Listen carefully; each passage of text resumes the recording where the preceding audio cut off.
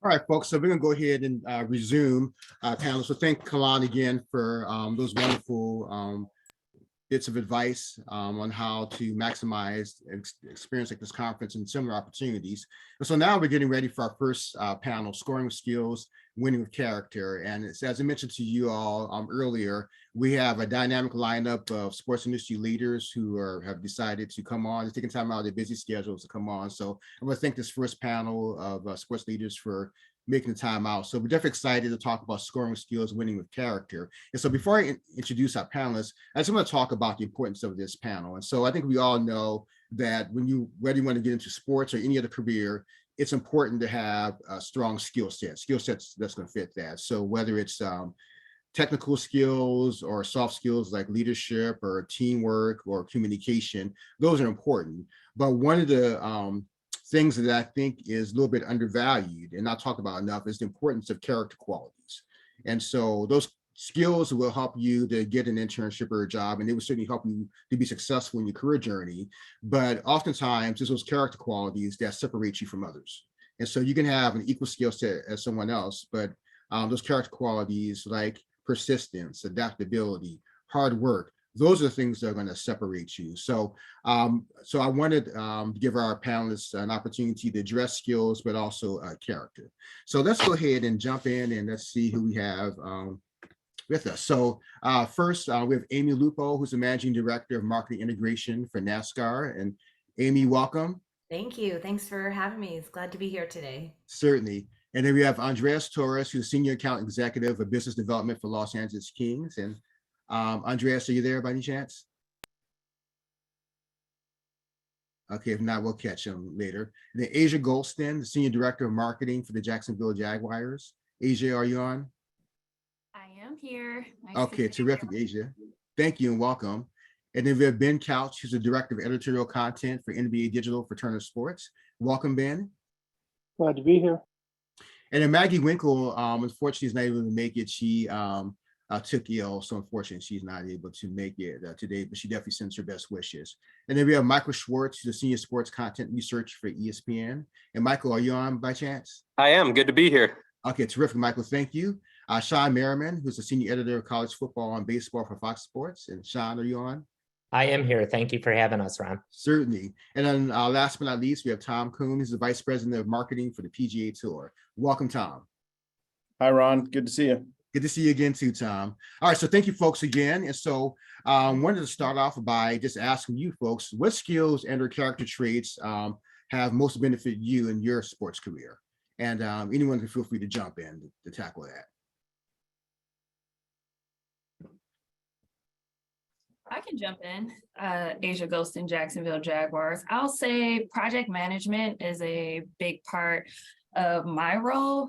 So I'll say that that skill has definitely helped. And from a character trait, being able to collaborate with others. So you obviously have to be easygoing. So I'll say those are my two. Okay, terrific. So project management and collaboration. And project management is not something that I hear a lot too. So that's great to hear. So project management collaboration. Okay, terrific, Asia. Thank you. I can go next if that's okay, Ron. Certainly, Amy. I would say humility. I think I work by the mantra, I take my work seriously, but I don't take myself seriously. And I think remembering that we're able to use sport for good, but at the end of the day, we're not curing cancer here. We're just, marketing sports. And so I think making sure you're having a good time and getting your work done. Great. And I love that humility too. And that's one of the character qualities I think is undervalued. So terrific. Thank you, Amy. Who else wants to chime in on that? Hey, this is Ben from the NBA Digital. Just wanted to open up and say the character thing I found helped me the most is just a strong sense of self and perseverance. In this industry, if you're trying to progress, a lot of times you're going to make a decision that makes sense for you and not necessarily as obvious from the outside. One of those for me was growing up in New York. I was working for the Knicks in Madison Square Garden, but I saw an opportunity for a job to work with Major League Soccer for the league as a digital editor.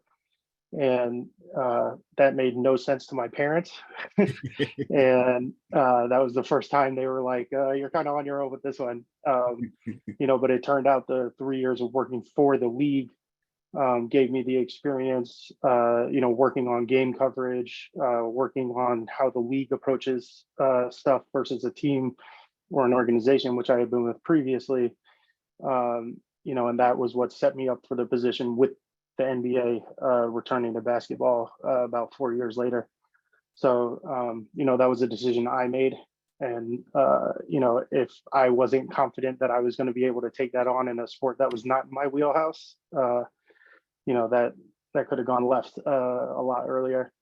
And then just skill wise, it's not any one particular skill, but it's being open to the breadth of digital skill in the modern era. You come to here with your journalism degree and your focus in editorial or broadcast or, copy editing, whatever it might be. But the more you're open to, handling some social media or working with video, that's going to take you further just by opening more opportunities to you. Terrific, Ben. Thank you for sharing that too. And I love that, just having a strong sense of self, because sometimes, when we're young, we'll make decisions and our parents, or others may not necessarily think that's the best way to go. But sometimes if you know and you feel confident about that direction, obviously you want to listen to your, mentors and your parents and the people that care about you. But sometimes you have to make your own decisions. And that strong sense of, self-worth is important, and also perseverance, obviously, for an industry like sports. All right. So who else wants to chime in next? Hey, Ron, I'll jump in. I think the other panelists have already made great points, and kind of building on that, I think two key ones that have already been touched on to some extent are adaptability, and then learning aptitude, right? I think for young people coming out of college, none of the sports would expect you to know everything you need to know, but you need to be able to learn quickly and be a sponge. And to the points that were just made, right? If you're asked to jump in another area that's maybe not exactly what you thought you'd be doing, that's key, right? In sports. So terrific. Thank you for sharing that, Tom. And yeah, we can't stress adaptability enough. So great. All right. Who else wants to chime in?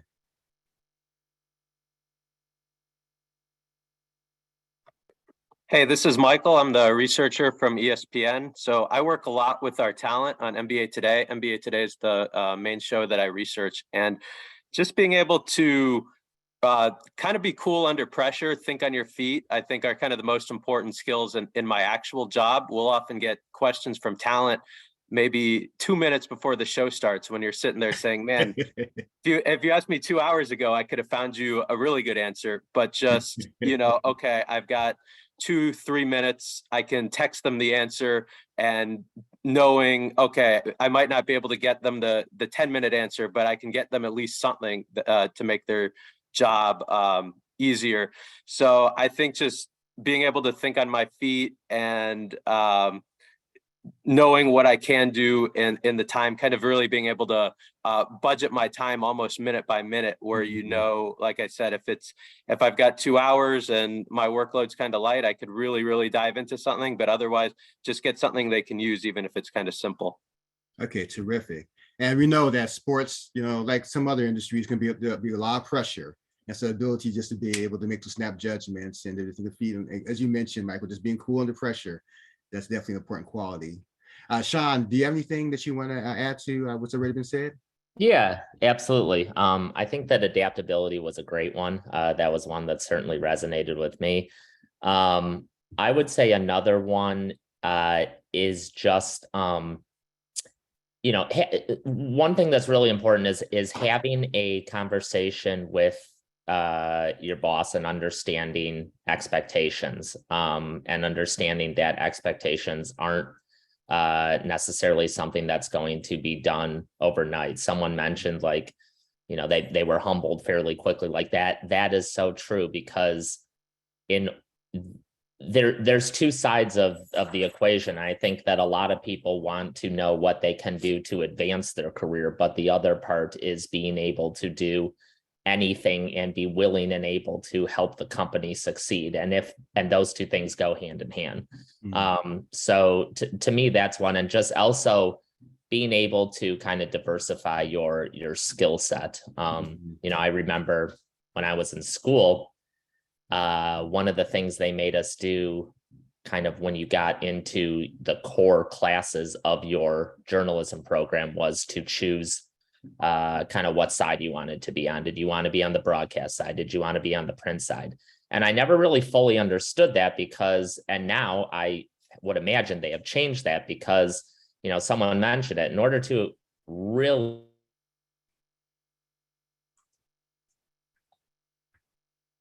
Did we lose Sean? you're not going to find many writers, reporters that also aren't very good at social media. You aren't going to find many people that are on camera that, also don't have writing skills, etc. So I just think it's extremely valuable, especially in this day and age, to just diversify your skill set as much as possible and try to become an expert in multiple aspects of the business. Terrific. Thank you, Sean, for sharing that. So just as a quick recap, so some of what I've heard in terms of skills and character qualities that have served you all well: project management, collaboration, humility, having a strong sense of self, perseverance, being open to expanding your digital skills, adaptability, learning aptitude, being cool under pressure, being able to think on your feet, understanding your boss's expectation. That's something that I think is extremely important. That relationship is so key. And then being able to diversify your skill set too. So great stuff. And so so now let's talk honing on skills specifically. And so we're sharing all this with the students. Hey, these skills are important. These character qualities are important. Can you maybe give the students maybe a little bit of guidance as to how they can sort of hone or craft their own skill set for a career in sports? Maybe some things that you did just to kind of help you maybe starting out and what's helped you to sustain success?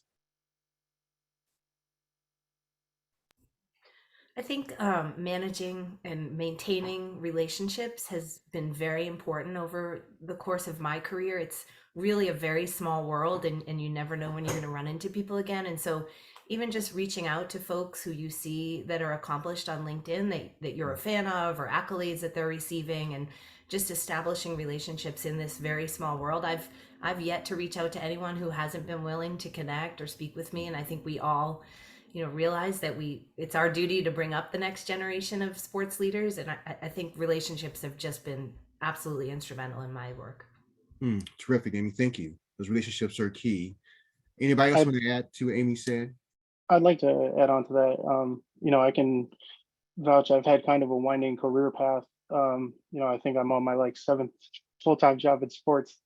And almost all of those past the initial one were because of some leveraging some relationship I had, whether it was a previous editor, previous boss in a new position, all kinds of stuff. And, Amy mentioned it, but they really do come back around, and you never know. Like my original boss at the New Jersey Nets in 2008, by 2015, when I was applying to that soccer job, was the chief marketing officer of the Red Bulls, and he was able to vouch for me across sports to a totally, different group of folks that otherwise I wouldn't have had in with. So that definitely is something to maintain. And, when you do make those requests, especially if they're cold, and I would recommend starting with your individual school's alumni pool, just because that's like a natural connection, but make sure they're targeted and, you've done a little research with what you're asking for. Because, if you're asking me for something about a baseball job, right now, I don't have time for that in my family life and my MBA business. I may have a connection, but that's research I don't have the time to do at the moment. So, if you're asking somebody something, it should be about what they're currently working on, or, just a targeted ask that kind of shows you've done a little bit of homework before you, sent the message. Great stuff. Anybody else have anything to add in terms of helping students to develop their skill sets for sports? Yeah, I can add in here, Ron. One of the things that's been really important for me is to have two things. Number one, find someone that you can consider a mentor, who can help you along the way and help guide you in a industry that is extremely, extremely competitive. And there are a lot of people that are, very willing to do that, to work with people. And this doesn't need to be someone that you talk to every day, but someone that you can reach out to and have as a resource. And my other one would be, a lot of questions that you guys will get asked in interviews along the way is, what interests you in this job, and what do you see yourself doing 5 years from now, 10 years from now? I don't think that that's necessarily something that you need to have like a step-by-step guide, but I do find it extremely important to find someone who has a career path that you're interested in and research how they got to that point. Everyone, has the ability to carve out their own path, but for me, it was really helpful to say, okay, this is a job I ultimately want to get to. Now I want to look back and see people who have a similar job and how they got here. What was kind of their playbook, and that helped guide me ultimately to figure out, from a consistency standpoint, these are what people are doing. This is the steps they're taking to ultimately get where they are, which is somewhere I want to go. That has helped me tremendously in kind of helping achieve goals along the way in my career. Terrific, Sean. Thank you for that. And what you're describing sounds very much like what we talk to students about a lot. It's informational interviewing and just having those short informational conversations just to find out, someone's career path and just, the advice that they could give you as they charted, lessons learned, and so forth. And we're going to talk a little more about information interviewing later. So thank you for that. Does anyone else have anything to add to helping students develop their skill sets? Yeah, and I would just add that it's so important to get experience now in any way you can. When I came out of college, I started a Phoenix Suns blog that ended up being affiliated with ESPN, and I was able to get credentialed and all that, but I was kind of able to experiment with different aspects of the industry. That was when social was just starting to become important. So having a Twitter presence, and tried out making videos, and tried out what ended up actually really leading to my career, stats. I've always certainly been drawn to stats, and I use the NBA.com stat site a good bit, and I was familiar with that by the time I got to the job interview with ESPN. So I would say just get as much experience as you can. You might learn what you do like, what you don't like, and that'll give you a heads up on your resume as well. Yeah, thank you, Michael, for sharing that. And I really appreciate that, because and the way you phrase it, get any experience you can in any way.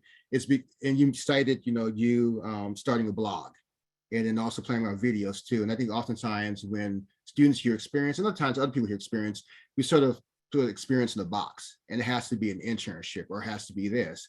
And experience can come in a lot of different forms, and you can find a lot of different ways to be able to share your values. So I appreciate you sharing that. And Tom, I think you had something you wanted to add. Yeah, what I was going to add, the theme from the other panelists, one of the themes was preparation, which is absolutely critical. But what I'd encourage students to do is kind of broaden their scope of how they think about working in sports, because whether it's the famous brands or broadcasters or leagues, that's what everyone will think of. And several of us have alluded to how competitive and hard it is to break through and get into those, and it is. But if you think about, and this links to preparation, if you really look at whatever sport or team or league you're interested in, and start to research like who are their business partners and who do they work with, it broadens your perspective on the different pathways into sports. Because you may not start with a team or a league or a broadcaster, but you may start with an agency that they work with, or a company that they employ, which maybe the barriers to entry are a little lower, or it's not quite as competitive. And you can build a network and get in there and develop skills that that sport needs, and then kind of get started on your path that way as well. So I definitely always encourage young people to really, as part of the preparation piece, look at the ecosystem of the sport you're interested in. And you're going to find a lot more companies are involved than you would have thought of just by the top brands or names that you know. And that creates a lot more opportunities, right? A lot more people you can network with, a lot more people you can get advice with, and all the other good thoughts that have been put forward. So Yeah, thank you, Tom. That's such great advice too, and encouraging students to think of sports more broadly than we normally do, and just looking at some of those ancillary opportunities to be able to connect to the industry.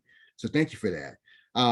So I want to find out, Asia, did you have anything you wanted to add to what's been said already, or Michael?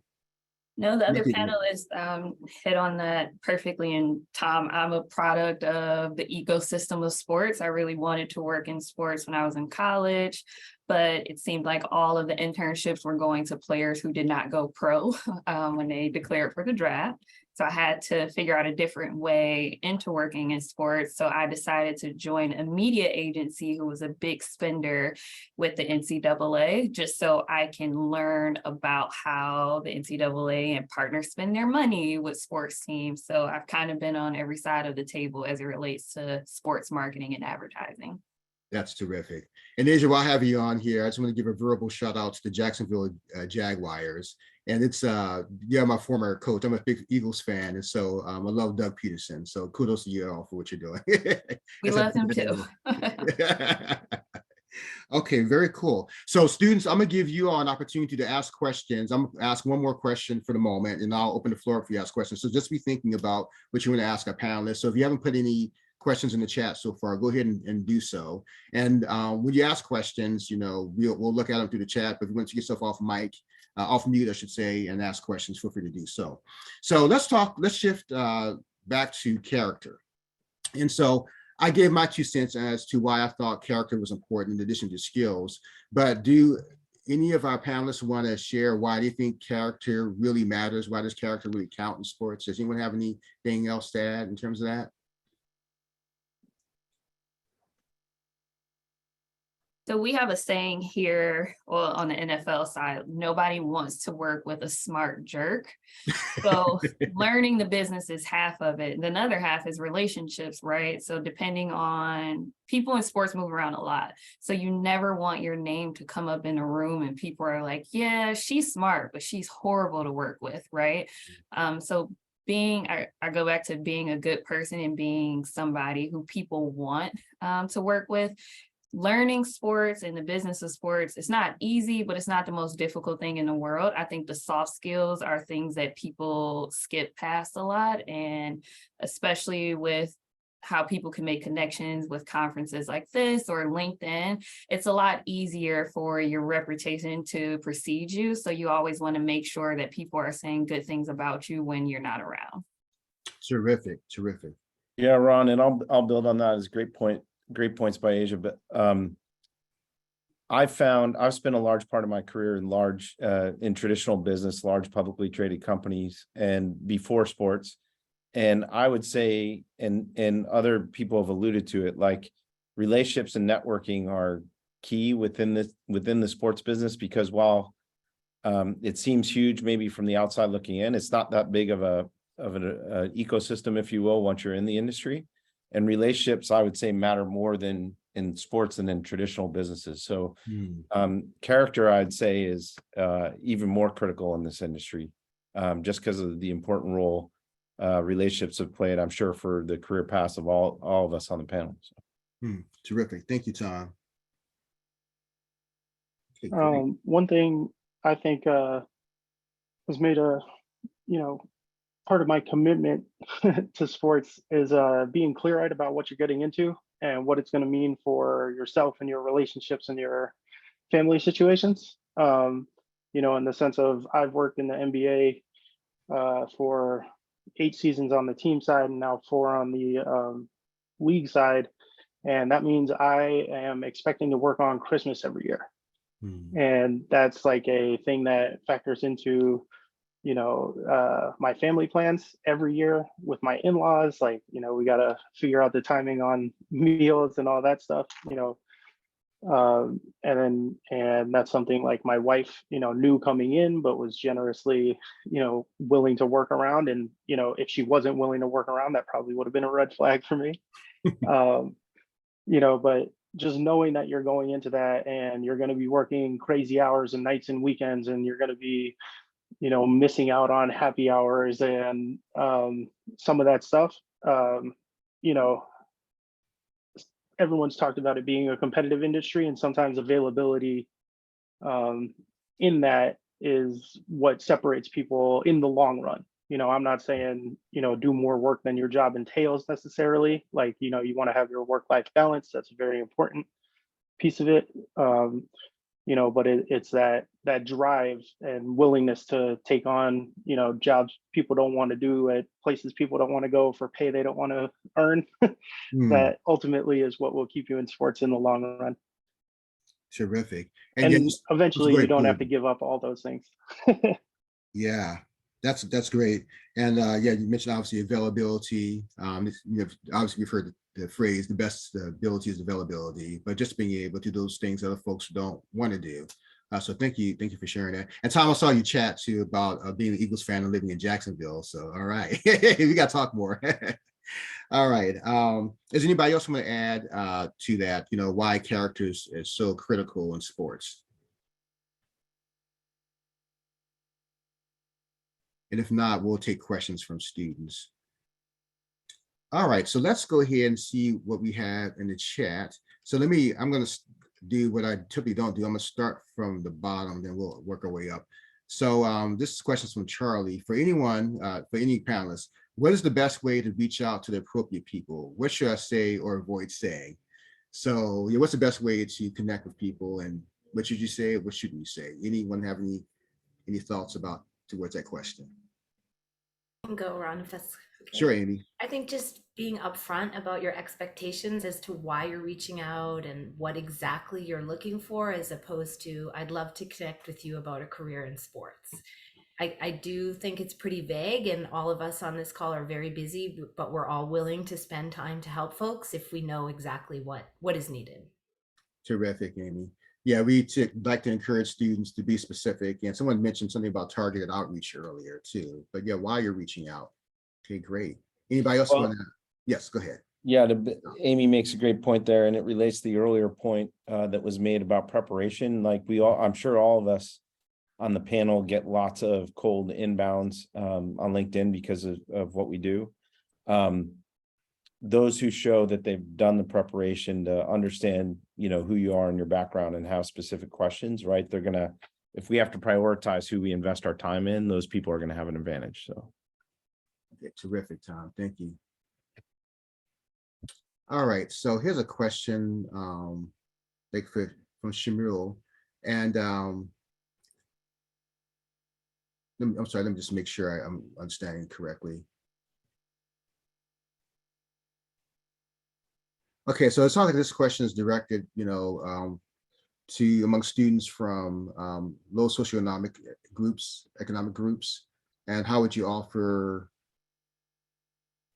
I guess, how would you offer to accelerate your professional skills in the sports industry? So if you're a student or alum from a socioeconomic background, and I'm not sure, you all take a crack at this, but for students who are coming from disadvantaged backgrounds, let's phrase it that way, what advice would you offer them in terms of breaking into the industry? Because one thing, and that's a good question from the standpoint, not everyone's equal access. There's some students and others, because of their network, where they have a lot of access, and there's students who don't. And so any advice maybe from those students that don't quite have that level of access? I can take this one, or I'll start. From my perspective, I'm a part of two different organizations outside of my day job, one being the Black Sports Business Academy, which was created by two brothers who went to an HBCU, and they work in sports now, and they created it so they can kind of bridge the gap. So it's a 14-week program, and they have different sports executives come in and actually teach courses based off of what we're seeing in the industry today. So I tend to teach a course around marketing and branding and influencer marketing. And then we have a salesperson come and put them through the sales ringer and try to get somebody to sell them tickets. So there are programs like that I think are phenomenal, that helps bridge the gap for HBCU students who want to work in sports. A lot of them are being placed in the NFL rotational program. A few have just announced that they got into the NBA's program. So programs like that are out there. You just have to do your research to find them. And then secondly, there's the Black Sports Business Symposium that was created to do similar work, but also companies show up there to actually hire people from those backgrounds. And then from a Jacksonville Jaguars standpoint, we hosted our first HBCU Career and Sports Combine this year, where we had, I think the PGA was there, Fanatics was there, and I think in total we had 21 open positions, and they're being filled to this day. And then we also, at the Jags, each department has an HBCU internship spot.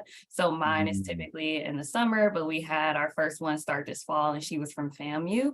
And hoping things work out and we can bring her on full time. So different companies and organizations are out there to help accelerate that and provide you guys with those opportunities.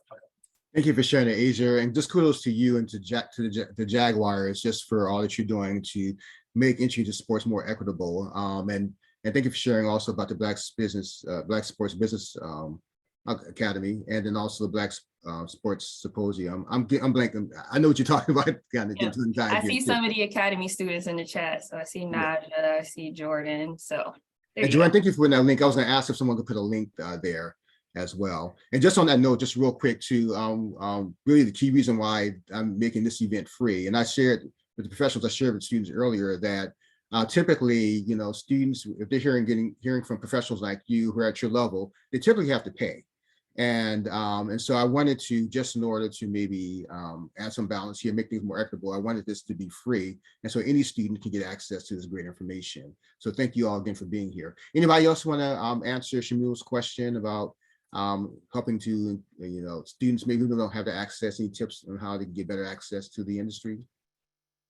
Yeah, I think to Asia's point, there are organizations and companies out there that are looking to help and support, and it's just a matter of resourcefulness in finding them. I know here in Los Angeles, there's the LA84 Foundation that supports, college or high school student athletes, and so if there's anyone in LA, I'm happy to help, find opportunities. Terrific, thank you, Amy. Appreciate that. And yeah, if you have anything that you want to share in the chat, feel free to do so. And then someone had a question. And Asia, you could probably answer this. This is Ben. I'm sorry. Can I jump in with one? Sure, Ben. Yeah, sure. By all means. Yeah. So the supportive organizations are definitely a huge help and resource. And like at the NBA, we've recently started a internship in the wake of Sekou Smith's passing with Jacksonville State that has opened an opportunity for a regular sports internship there. That we've already got some pretty well qualified, representatives through.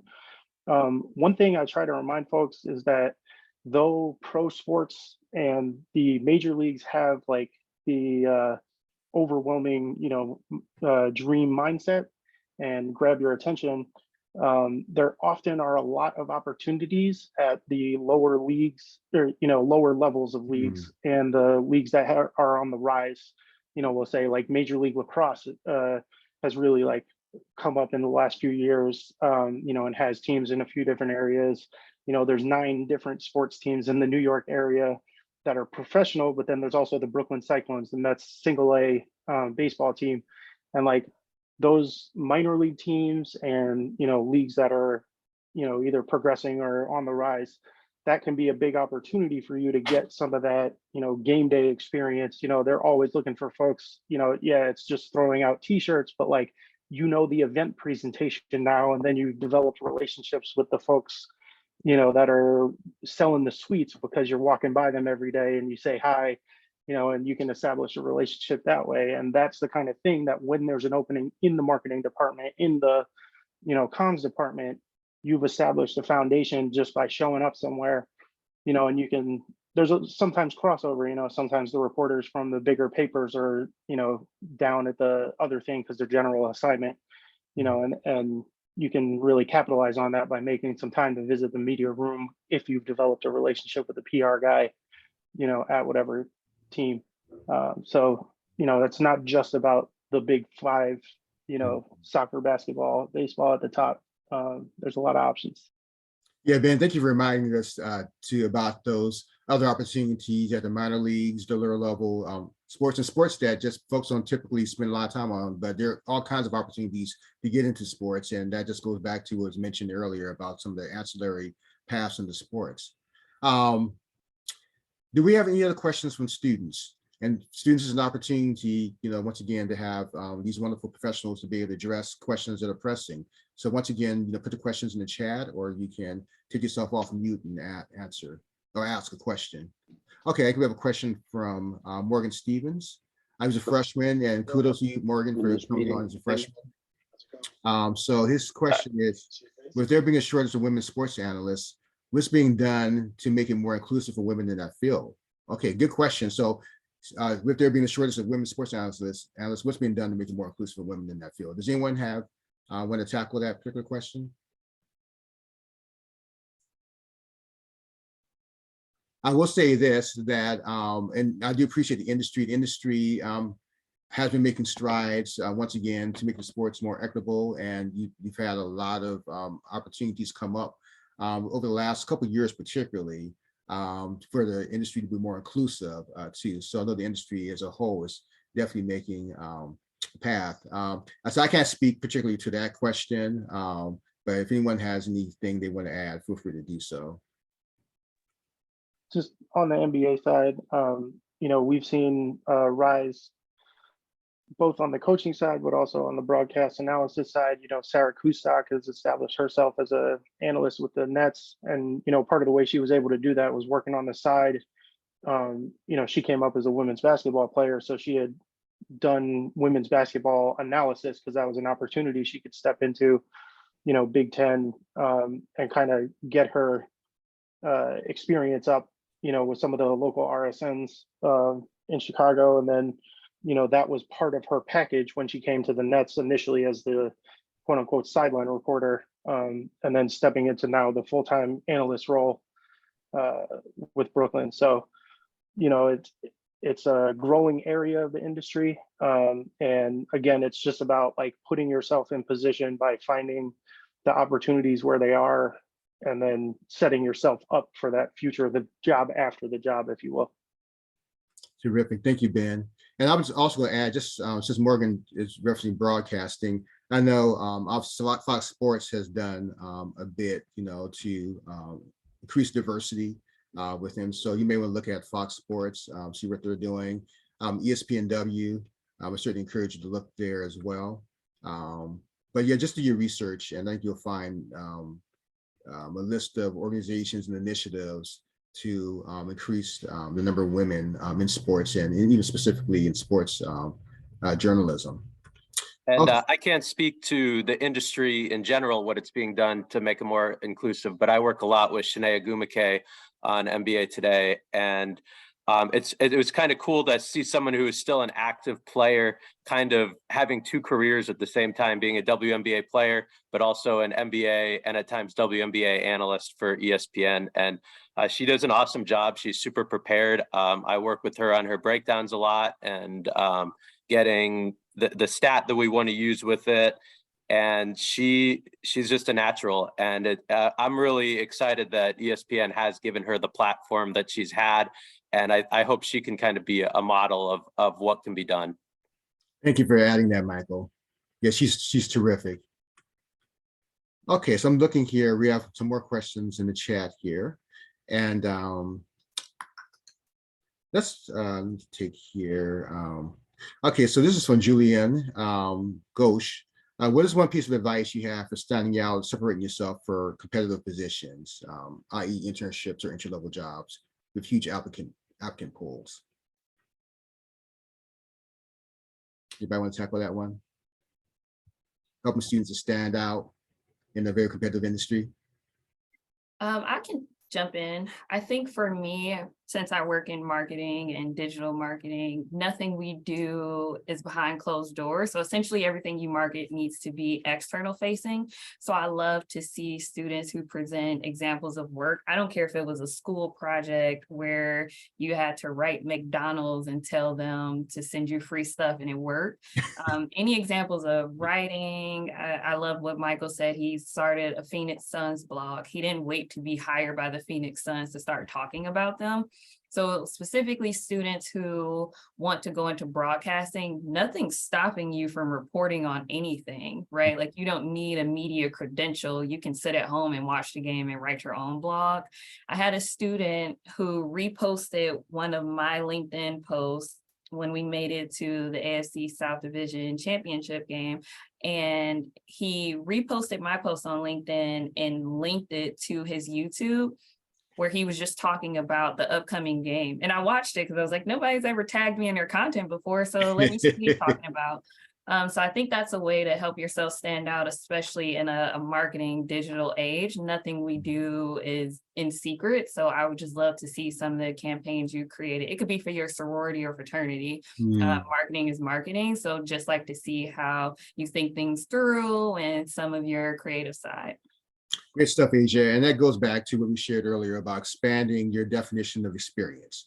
But taking that initiative and just starting out doing whatever you can wherever you're at and seeing where that takes you. Great stuff. Folks, I'm gonna jump to another question, see if we can get some more of these questions, student questions answered. Let's see here.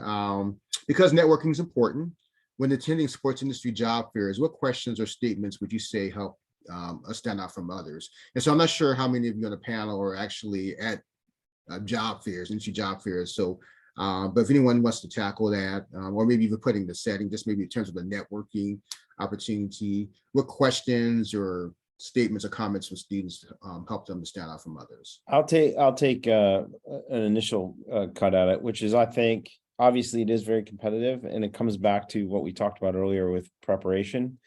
Most job fairs you're going to be able to get in advance who's going to be there. Put in the prep work to understand who are the target companies that you really want to speak to, and then do a little research so that when you walk up to them and talk to whoever the representatives are, you can ask a question that's specific to their business or sport that shows that you prepared for the conversation. Rather than, a lot of people want to be in sports and entertainment, so they'll just come drop off the resume and say that'd be great. So doing that prep, understanding what kind of jobs they're hiring for, what kind of skills are relevant to their business, I think can help you stand out. And then if the representatives are there, don't forget the traditional communication skills of things like thank you notes. So if there's a representative there that has a business card or some contact information, do that finishing touch after you have a conversation with them and send them a thank you note on LinkedIn and remind them who you are. Those little things can make a difference. Terrific, Tom. Thanks for sharing that. So that preparation is key, and you talked about the research, and I love what you mentioned about those thank you notes too, because not everyone, we suggest it, but not everyone does it, and so it helps you to be able to stand out. Great stuff. Thank you, Dexter, for that question. One quick add there. Yeah, sure, Ben. One, I found the thank you note I sent to NBA Digital 4 months later in the editorial mailbox. So it's a good effort, but sometimes goes under the radar. Just the note on the preparation really can be a thing that separates you during a job application as well. I can tell you that as somebody who's managing the editorial content for NBA.com, if I go into an interview and the person doesn't have opinions on anything in our last 2 weeks of content, they didn't take the time to read our columns, that's an automatic X for me. You just gotta make that's to me bare minimum, and then the proactive thing would be like something Asia mentioned where, they're going off something you wrote, and giving you some kind of content piece from their side, along with the application. Terrific, Ben. Thank you for sharing that.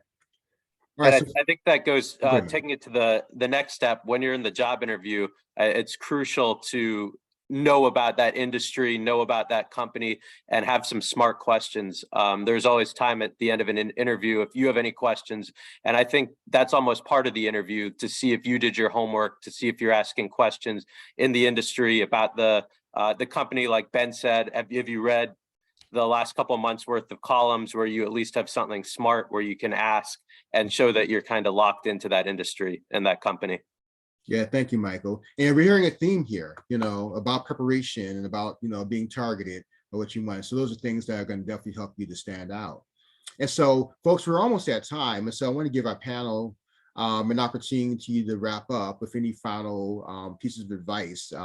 It could be around skills, character, or just anything else that you think our students should hear. So, Asia, did you want to start us off with maybe any final pieces of advice? Yeah, I'll say be firm about your destination, but flexible about how you get there. Sports is a winding road. I never had plans on living in LA. I never had plans. I'm not even a Florida person. And somehow this is my second team that I've been with in the state of Florida. So you just never know where the opportunity is. So be flexible. Don't say, I only want to work for the Chicago Bulls. You may get a call from the Sacramento Kings. Would you turn it down? Probably not. And I'll say, when I started off in my career, I seen someone say they only want to work in basketball. I was that person. Like, I'm an NBA girl through and through. The last 5 years I've been in the NFL, so I had to let that go. I'm a football girl now. So you just never know what industry you may find yourself in, what city. So just try it all. Like you just never know what you might find that you actually like. And maybe you end up in baseball and you become a season ticket member at the local basketball team. So if you're a fan, buy a ticket. But if you want to work in sports, like, you just have to be open to whatever those opportunities are. Terrific, Asia. Thank you. That flexibility is key. Amy, how about you? I agree with that wholeheartedly. I've worked for 2 companies in my entire career. I spent more than 20 years with ESPN looking after the X Games, and I had never been on a skateboard. I'm now at NASCAR, and I had never seen a NASCAR race before then. So I think just the open-mindedness of being willing to explore new opportunities. Last year before the Clash, they were asking me what color I wanted the rumble strip, and here I am Googling rumble strip. So I'm a lifelong learner, and I think anything you can do to improve your position and continue to grow and expand your network is all worthwhile. Terrific. And Amy, I just want to give a shout out to NASCAR for all that they're doing to be able to increase diversity and inclusion in sports. They've been doing a lot too. And I certainly want to be able to connect with you because I want to be able to do my part to kind of help to amplify what they're doing. You guys are doing some great stuff. So thank you for that. Thank you. Yeah, absolutely. Ron, I would yes, add Tom, go ahead. to the points from Amy and Asia, I would add, take a long-term perspective. I mean, everyone's mentioned in different ways that it can be hard to get that first opportunity in sports. But if you don't get it right out of college, go become great at skills that the sports industry needs. And you can always come in later at a more senior position. I worked for 17 years in other businesses before getting my opportunity in sports. And for me, it came through, exactly that. I happened to get very good at something that was in need, a position in need. So don't give up if right out of school, you don't get that dream job in the sport that you're targeting. There's other ways in if you take the longer term perspective. That's great advice, Tom. Thank you for sharing that. Who else wants to chime in? Michael or Sean? Yeah, I can chime in here. I will say I've seen a couple questions come in on the chat about interviewing. And I am glad to touch on that real quick. And my philosophy on that and belief is I fully believe the most important part of any job interview is the final question that you will often get asked, which is, what questions do you have for me? And when a interviewee asks you that, that is the chance to show that you've done your preparation, that you've done your work, that you have an understanding of what the company is all about. And also gives you a chance to ask them in return, what are they looking for to make their company, their job, easier, better? How can you help advance the company in this current position? I remember being in an interview when I was interviewing someone, and they asked me something along the lines of, what can I do in this position that will make your team a better team, or something along those lines. And I just thought that was a really, really good question. And goes to show that, beyond the research they did, that they're thinking ahead of that. Another thing I will say to a point that we were talking about earlier is, I think Asia said it, like you don't think that you have to, one career is the one all be all, and you have to absolutely work for that team, that industry. If you do set your mind to something that you do want to do, I'll add to that. And I think the next step is, don't think that position that you ultimately want to be in is the only position available that you have to start in. Mhm. For me, I broke into the industry with the Big Ten Network, and I always wanted to be in digital. I always wanted to write and edit, and there just wasn't any availability. And I got an offer to start as a office assistant, as a receptionist. And I thought to myself, that's something I never would think I want to do. But when I interviewed with the head of HR, she told me there's nobody else in this entire office that speaks to everyone and will meet as many people on a daily basis as you will.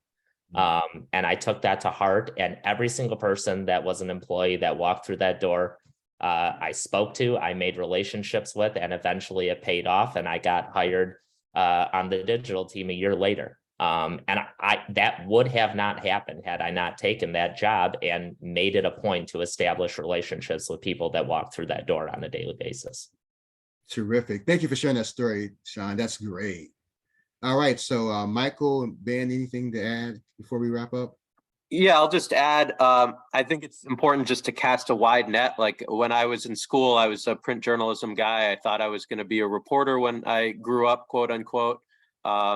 And I had no idea there was a job called researcher where you give stats and you do still some writing and use a lot of the skills as well as some of my personal interests. So I think just cast a wide net, as there might be some jobs out there that you really have no idea about. Great stuff. Yeah, there are all kinds of opportunities there, all kinds of jobs. Thank you for sharing that, Michael. Ben, anything to wrap us up?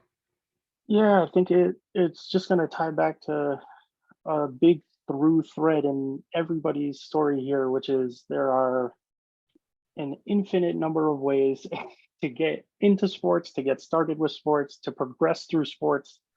And, you know, the commonality in the people that I think have found success is this flexibility mindset that we've been, you know, kind of hammering on. And it's because it's not just the flexibility of, okay, I'm going to be open to multiple sports. It's also, I have to be open to multiple positions, right? You know, for me, I came up similar to Michael. I was on the journalism track, right? Writing basketball at Carolina. I'm like, oh, I'm going to be the Sports Illustrated feature writer back when that was a thing 20 years ago, you know, or write for Slam. And, you know, over time, you know, because I had developed, you know, these web skills and social media on the side, just out of a natural curiosity, kind of exploring outside my area, the website management stuff started to fall under my scope more and more. And I was able to parlay that into the, you know, editorial and oversight and management positions within the track. And I was willing to give up the content piece, you know, as a daily writer. You know, the line I use now is I get to set the narrative for people reading NBA.com, even though I am not individually doing the pieces, but it's, you know, my kind of guidance that's, you know, here are the headlines for the day. Here's the stuff that's getting profiled. You know, and that's kind of where I found my personal balance, you know, as I've come through it. But for me, it was being open to, you know, moving laterally to Major League Soccer, you know, at a time when that was like a crazy decision, you know, for a lot of folks around me when I had grown up as a Knicks fan that was working in Madison Square Garden.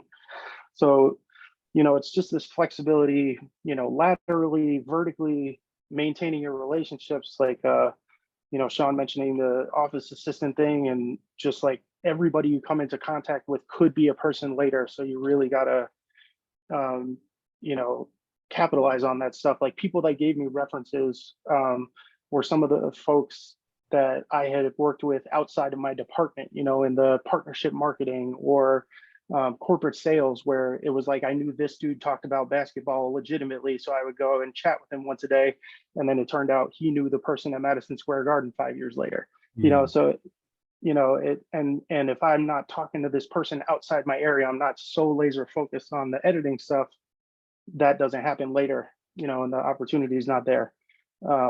So it's just, you know, trying to take advantage and capitalize where you can, but being open to opportunities and having a vision for yourself that is not necessarily the vision you had for yourself.